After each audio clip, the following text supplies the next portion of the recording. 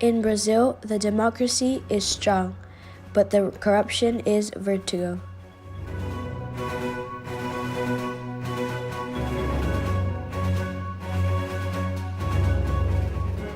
After being controlled by the biggest corrupted liar in Brazil history, Luiz Inácio Lula da Silva, and his gang of thugs. Today, Brazil is governed by the Democrat, honest, humble, and brave Jair Bolsonaro, with both his military and technical ministers and the support of his good citizens. The oil company Petrobras was the epicenter of the PT corruption, and Lula had billions of annual loss during the Lula's government. In 2019, during Bolsonaro's demand, the company had billions of dollars gained because they took out all of the corrupted workers that robbed the company under the order of the corrupted government of Dilma and Lula. In 2019, all the companies achieved the most gain they ever have before, because the corrupted were all fired.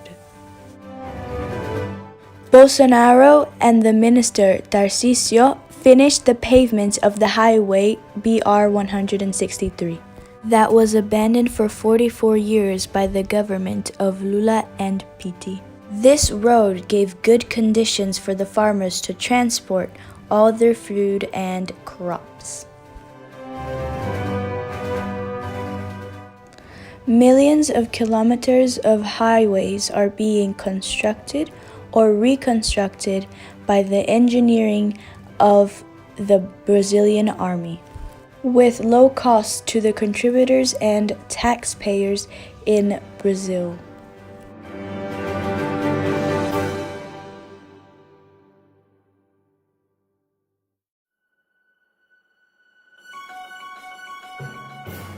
The construction of the bridge that connects both Brazil and Paraguay is also being completed very quickly, which was also abandoned by the PT. The transposition of the river São Francisco to Ceará was also abandoned by the government of Lula. While Brazil had no money for these constructions, Lula invested millions in dictatorships in Latin America and Africa, like, for example, the ports of Mariel in Cuba. Brazil gave millions of dollars to the Cuban regime, and it was all stolen from the Brazilian people to sustain the evil regime of the family Castro. But luckily to the northern people, Bolsonaro and the minister Tarcísio finished the transposition of the river in 1 year. Beyond the port of Mariel, Lula robbed the Brazilian people to build the metro of Caracas in Venezuela, the bridge of the river Orinoco in Venezuela,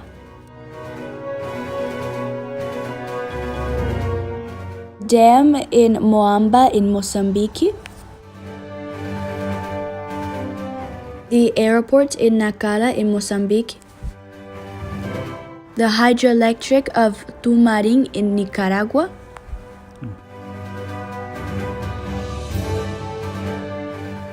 the hydroelectric of Lauca in Angola, highway from Luanda to Quinfangondo,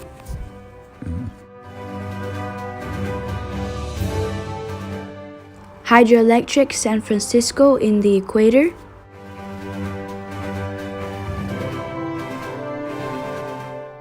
hydroelectric Manduriaco in the equator,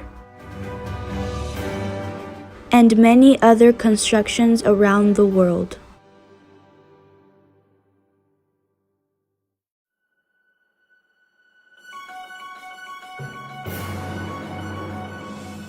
Lula was getting briberies by these investments, and what he used to send money to these countries was the National Bank of Disinvolvement. The Bolsonaro government auctioned and is auctioning private enterprises to the constructions of cargo and passenger terminals and remaking all the airports that sucked to give comfort and safety to all their passengers.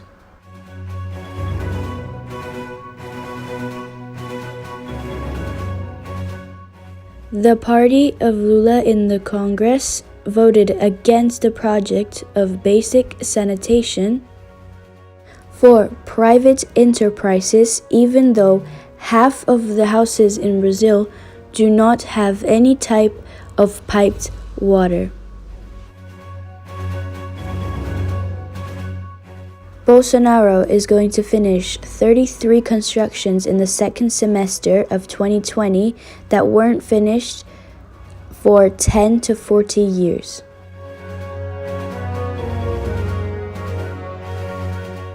The schools that were vandalized, graffitied, and also used for drugs for students that were educated by communist teachers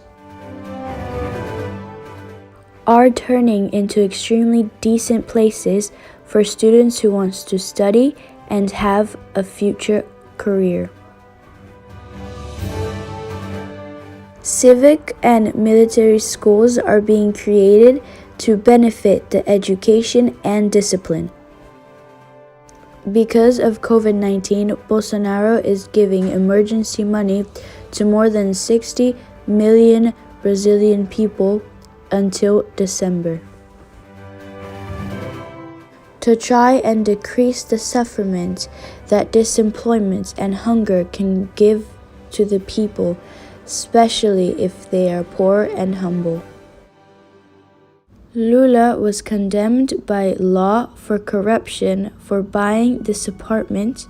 The constructor company is OAS, who was a partner of Lula in public bidding fraud of constructions of the government.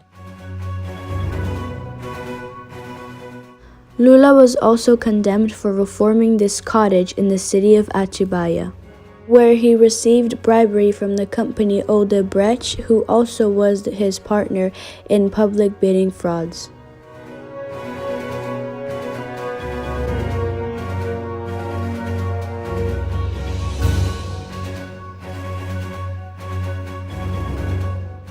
Lula was also accused by ex-minister Antonio Palocci of money laundering and influence peddling in the buying of 36 Gripen fighter planes by Dilma Rousseff. The ex-president Lula had many lawsuits of corruption and money laundering. He was condemned for 2, but is not yet arrested because in Brazil, the laws were made to defend the thieves. But no jail time he does can pay for what he has done to millions of poor people that he harmed by robbing more than $300 billion from Brazil, with his group of communist thugs that are either arrested or being prosecuted. While all of this, the people are making demonstrations to defend Brazil and Bolsonaro's government from the fake attacks of the communists and the corrupted. In any place of Brazil, the people are ready to defend Bolsonaro's government from its worst enemy, the corruption.